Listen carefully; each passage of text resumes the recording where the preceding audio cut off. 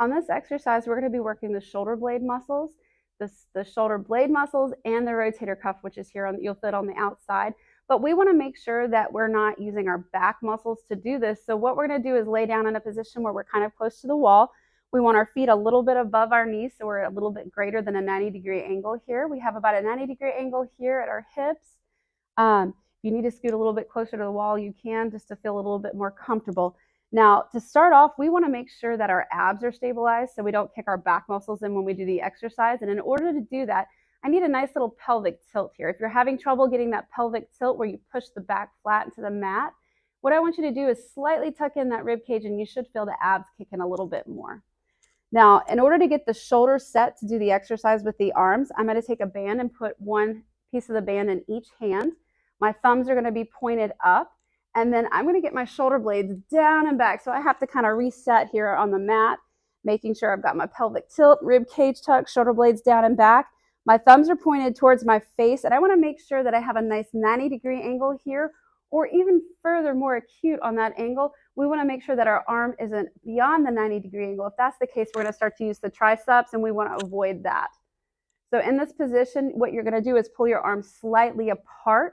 If you're feeling this in your forearm a little bit, make sure your wrist is what we call a neutral grip, that it's not coming back, that you're in that neutral hand position here. And if you're still having problems with that, you can always wrap the band around the arm and use the other arm as well with your hand, or just make a loop and wrap it around both wrists. Again, we're going to get in our position. We're going to push our back flat, little rib cage tuck. Shoulder blades are back and down, thumbs pointed towards my head. I'm going to pull apart a little bit. As I'm pulling apart a little bit, I want to reiterate my posterior pelvic tilt to push the back flat so my abs are kicking in. I am feeling the muscles between my shoulder blades kick in pretty hardcore here. And as I'm holding this longer, I'm also feeling a little burn start to kick in. The burn is coming right down the outside of my arm, and that's kind of a good thing. That's actually a rotator cuff kicking in. That's what you're feeling, is that referral pattern from the rotator cuff. That means the muscle's working.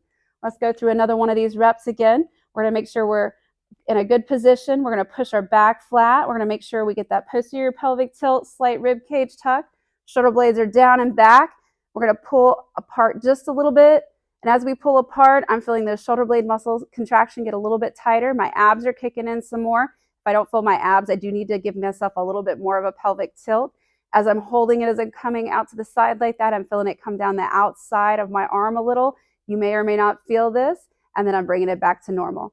So when you're doing your repetitions, we need to make sure that we keep this nice and tight and contracted the entire time we do the exercise.